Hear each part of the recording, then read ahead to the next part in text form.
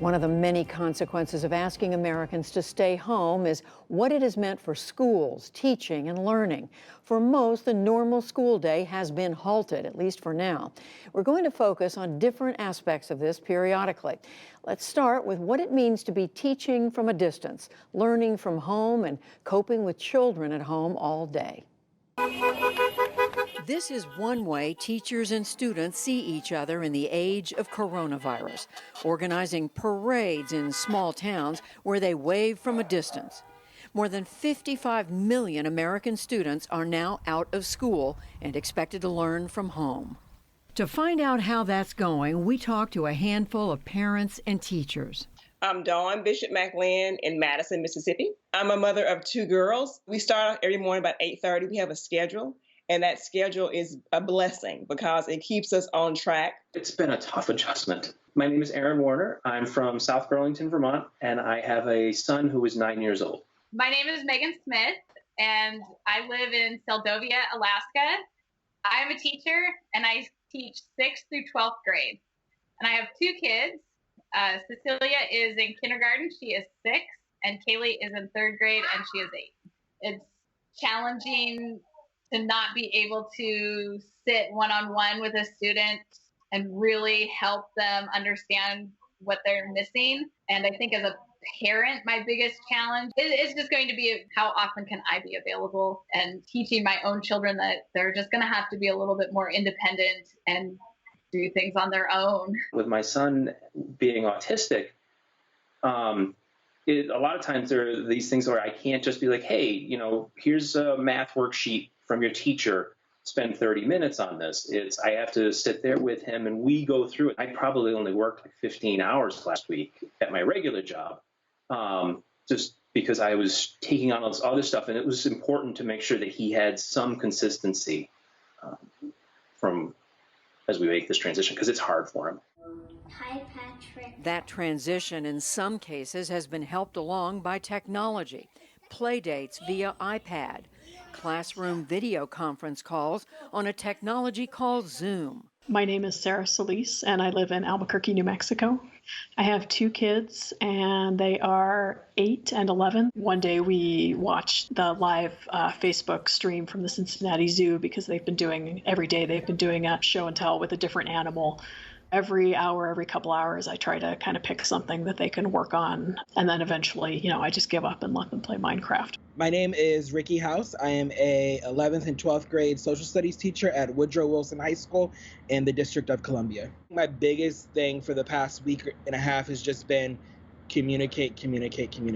There are definitely some students who, the minute I post an assignment in the morning, they're going to get right to it and hand it in.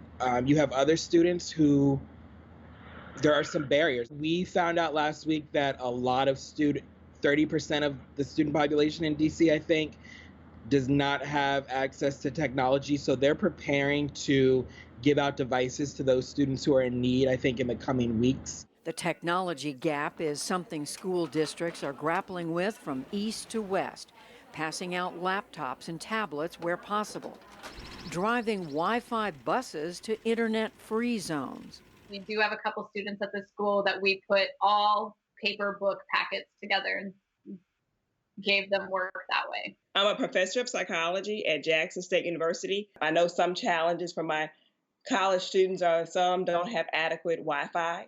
Some live in rural areas here in Mississippi. There's still a digital divide among minority populations in their community. So I've had to adjust how I teach. And as for the challenges of being home all the time, last week hit, and I think the realization kind of started that this is going to be the new norm for a while. And we had a lot more feelings, just a lot more anxiety and kind of refusal to do the work, basically.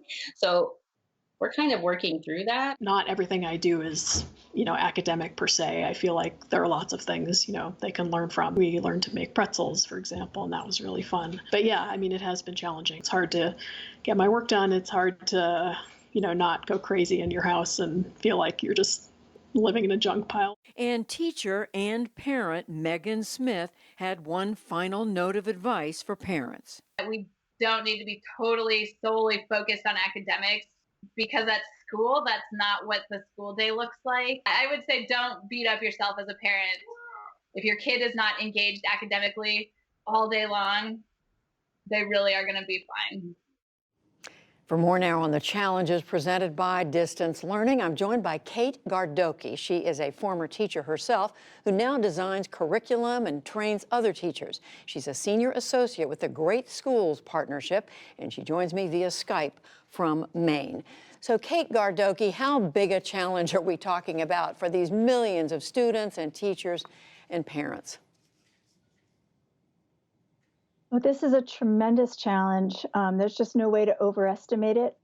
If we think about those groups one by one, for the teachers and the educators, everyone involved in every school district, they had, in some cases, 24 or 48 hours to prepare to completely re-envision what education looks like. And they did it with great creativity.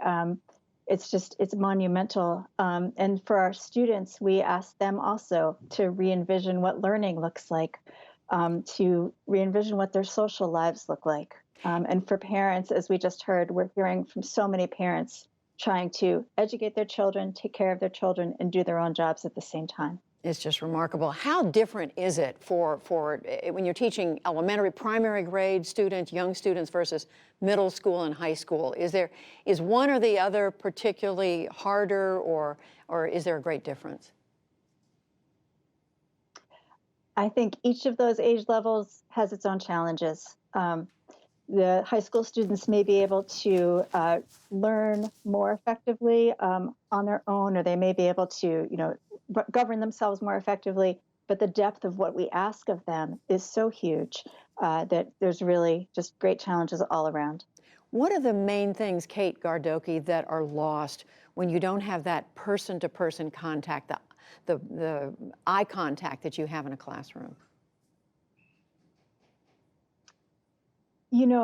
I've worked in schools all my life, and the thing that most characterizes so many amazing teachers is the depth of love and caring that they give to students. And I think that's been one of the hardest things for teachers, is that they can't check in with those kids that they really love and care about, look in their eyes, look at their body language, see how they're doing. And I know that there are schools out there that have divided up their whole student population, and they're making sure that every kid has one teacher or one educator who is checking in on them on a regular basis. And I think that's a great practice that schools have used to try to fill that gap. And is there some formula for what part of this is clearly a lot? It's the student's responsibility in large part, but what part of this is the parents' responsibility and what part is the teachers'? Well, I think right now, in this unprecedented moment, all we can ask is for everybody to do their best and to keep the children first, to constantly ask, how are the children doing?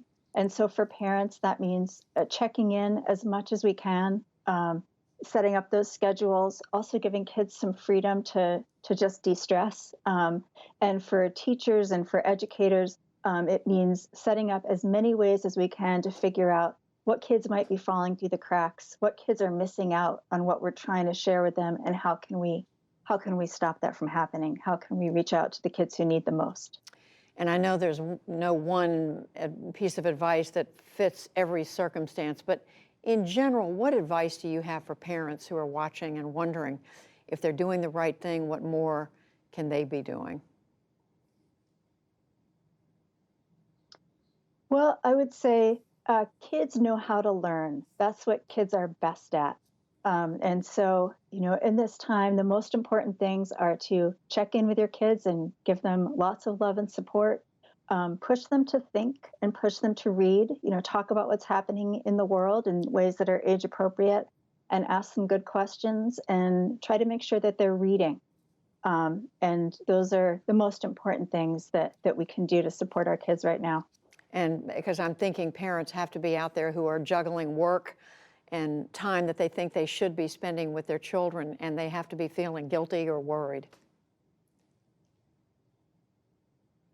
Yeah, it's so hard for all of our parents, for all of our teachers. And so the other thing that as parents, and as teachers, that we have to do is try to do our best, show our students love, let our students know that we know they're learning, and that we can see everything they're learning on their own. They may be dealing with stress by playing the guitar for 3 hours, or by talking with friends and supporting them, or maybe they're reaching out to grandparents. And so as parents and teachers, we want to be recognizing those things that kids are doing and honoring that and asking, how can that become what our students learn during this time? Kate Gardoki, thank you so much. We appreciate it. Thank you. And we will continue to report on this topic in coming days with a look at the particular challenges involved in teaching children with learning disabilities and special needs.